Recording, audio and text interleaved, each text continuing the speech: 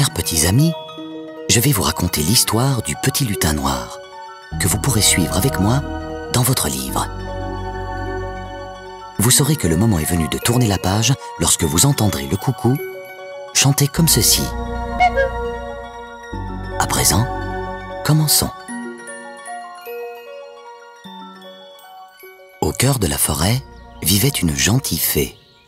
On l'appelait Tricota, car elle tricotait de jolis petits bonnets pour les bébés lutins.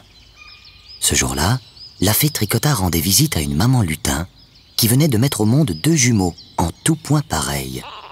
Maman lutin les trouvait magnifiques, mais elle se demandait comment les distinguer. « Bonjour, maman lutin !» s'exclama la fée. « Que voilà de ravissants bambins! Je vais leur tricoter 2 bonnets sur mesure qui vous permettront de les reconnaître. » Elle sortit ses aiguilles à tricoter en cristal et ses pelotes de laine, une verte et une bleue. « Voulez-vous que je vous aide ?» proposa maman lutin. La fée sourit, elle claqua du doigt, et les aiguilles magiques se mirent à tricoter les bonnets en 2 temps 3 mouvements. Un superbe bonnet vert et un splendide bonnet bleu.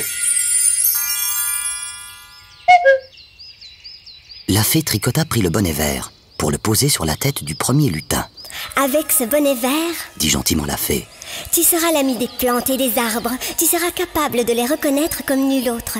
Et la forêt n'aura plus le moindre secret pour toi. »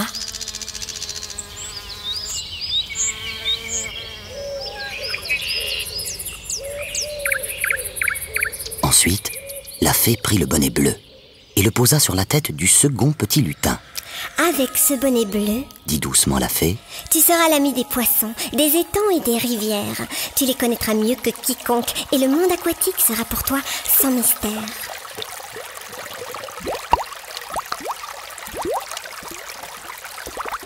Maman lutin sourit et remercia la fée Tricota, qui s'envola dans une nuée d'étoiles, comme seules les fées savent le faire. Cette nuit-là, contre toute attente, maman lutin mit au monde un 3e bébé. Il était aussi mignon que ses 2 frères jumeaux, mais il n'avait pas reçu de bonnet. « Quel dommage !» songea maman lutin. « Que deviendra le pauvre petit sans bonnet ?» Car chacun sait que tous les lutins portent un bonnet de couleur qui les différencie des autres. Maman lutin sortit dans la nuit avec son bébé pour aller frapper chez la bonne fée Tricota. Mais il lui fallait traverser la forêt et ses dangers. Et la nuit était si noire. Maman lutin avait peine à trouver le chemin qui mène à la maison de la fée. Elle faillit tomber dans la grande chute d'eau qui coule à l'autre bout de la forêt. Après avoir longtemps cherché, elle crut reconnaître la maison de la fée et frappa à sa porte.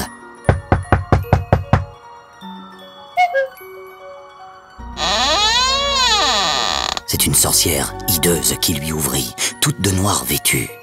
Ses vêtements se fondaient dans l'obscurité et l'on n'apercevait que son regard. Elle n'avait qu'un œil, mais il semblait doublement méchant. Maman lutin poussa un cri d'effroi et voulut s'enfuir avec son bébé. « Pas si vite !»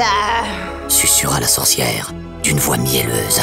« Où donc cours-tu, maman lutin, avec ce ravissant bambin? Il va s'enrhumer dans la nuit sans bonnet. Entre immédiatement. Je m'en vais lui en donner un sur le champ. Enfin, je veux dire, sur la tête. » Maman lutin aurait voulu déguerpir, mais déjà la sorcière l'entraînait à l'intérieur. La chaumière était plongée dans une obscurité totale, mais la sorcière semblait y voir parfaitement. Elle ouvrit un tiroir, prit un bonnet qu'elle était seule à distinguer et le posa sur la tête de l'innocent bambin. « Voilà pour toi, vilain abo !» murmura-t-elle, et elle éclata d'un rire sinistre et glacial. Maman lutin s'encourut aussitôt avec son bébé, et ce n'est qu'aux premières lueurs de l'aube qu'elle découvrit avec effroi la couleur du bonnet offert par la sorcière. Il était noir. Le petit lutin ne verrait jamais la lumière. Le bonnet maudit l'avait rendu aveugle. C'est ainsi que la sorcière se vengeait sur les enfants, depuis le jour où elle avait perdu un œil.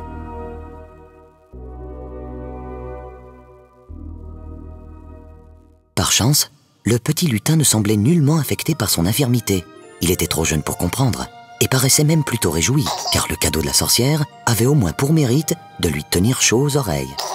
Mais maman lutin s'en voulait horriblement d'avoir frappé à la mauvaise porte. Dès le lendemain, elle courut trouver la fée Tricota et la supplia de remplacer l'horrible bonnet noir par un bonnet blanc qui rendrait la vue à son fils et ferait de lui un lutin de lumière.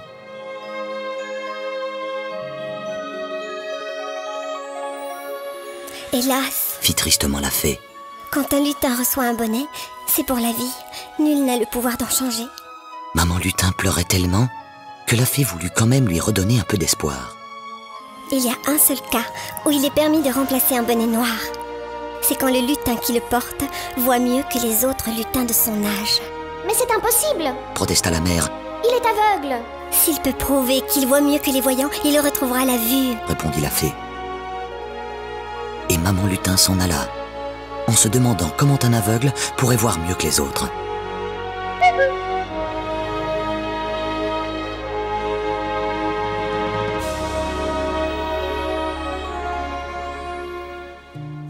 Quelques années plus tard, le petit lutin noir n'y voyait toujours pas.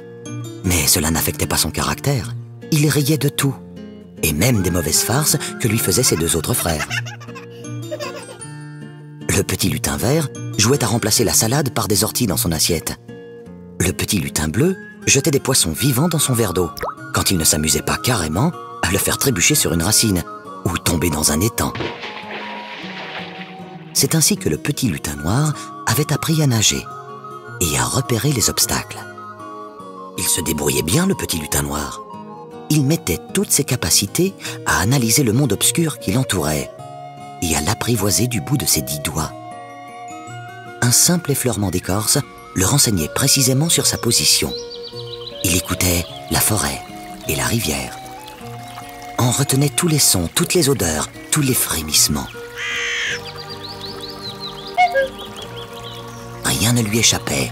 Au seul bruissement des feuilles, il était capable de distinguer une belette d'un furet. La nuit, il écoutait sans trembler le ululement des chouettes et le battement d'ailes des chauves-souris.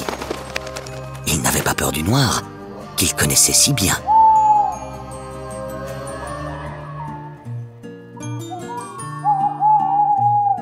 Un jour, les 3 petits lutins se promenaient, et ils s'étaient dangereusement éloignés de leur maison.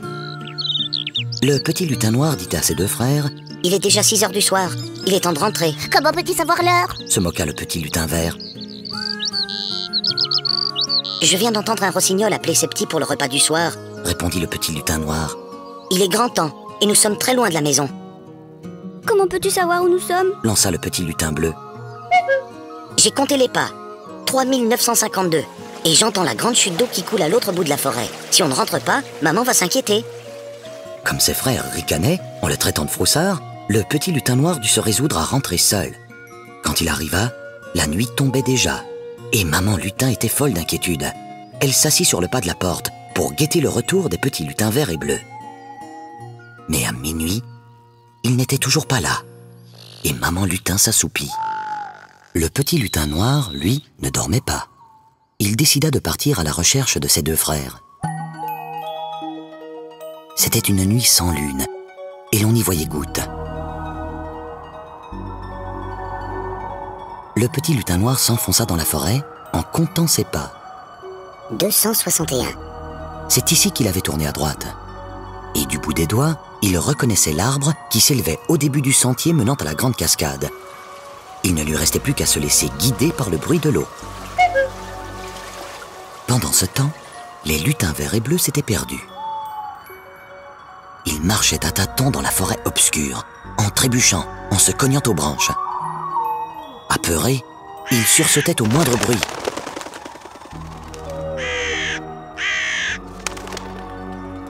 Et c'est avec soulagement qu'ils aperçurent une chaumière enfouie dans la forêt. Ils frappèrent à la porte et poussèrent un cri d'horreur en découvrant le visage grimaçant qui leur ouvrit. La sorcière les regardait avec son œil hideux. En En entendant au loin le cri de ses deux frères, le petit lutin noir hâta le pas pour les rejoindre. Dans la chaumière, la sorcière avait ligoté les lutins verts et bleus, et de toutes ses forces, elle tirait sur leur bonnet. Je vais vous mettre des bonnets noirs, bande de nains répugnants! Hurlait la folle.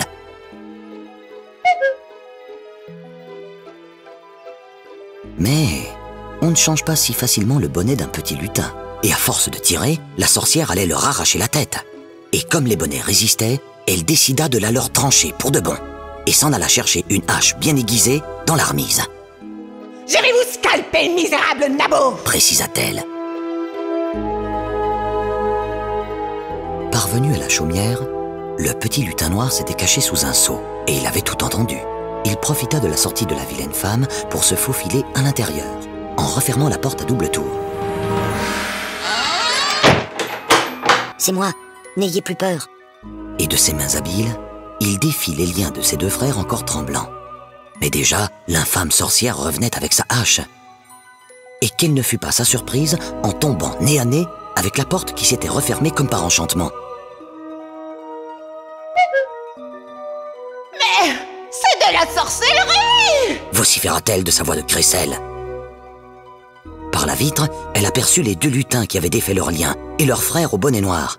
Je vais vous arracher les yeux et je vous les ferai avaler! Hurla-t-elle en donnant de grands coups de hache pour défoncer la porte. Comment allons-nous sortir? Pleurnichaient les deux frères. Mais par la porte? Rétorqua le petit lutin noir. Il ouvrit la porte d'un coup sec au moment où la hache s'apprêtait à retomber lourdement dessus. Entraînée par le mouvement, l'ignoble sorcière s'étala sur le sol avec sa hache, et c'est elle qui eut la tête tranchée. Pour sortir, les lutins devaient enjamber la tête hideuse qui les fixait de son œil unique. J'ai peur. Dit le petit lutin vert. Moi aussi, elle est trop vilaine. Ajouta le petit lutin bleu.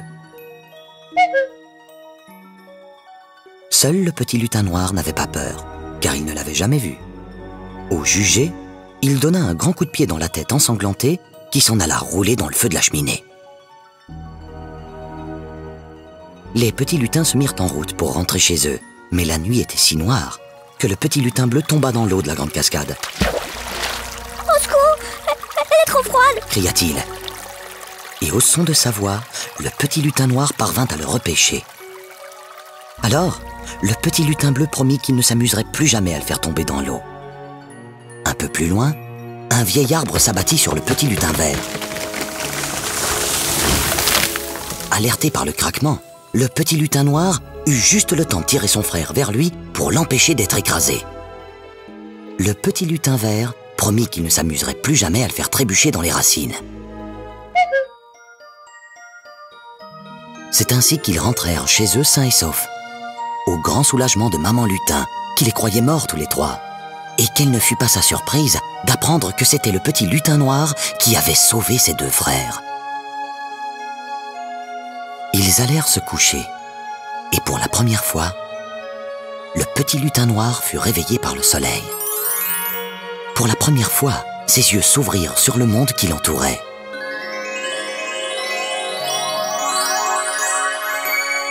Sur sa tête, la fée Tricota venait de poser à la place du bonnet noir un bonnet aux couleurs de l'arc-en-ciel. Elle dit en souriant: « Tu as prouvé que tu voyais mieux que les voyants. » C'est ainsi qu'il reçut un bonnet multicolore, et le monde n'eut plus aucun secret pour lui.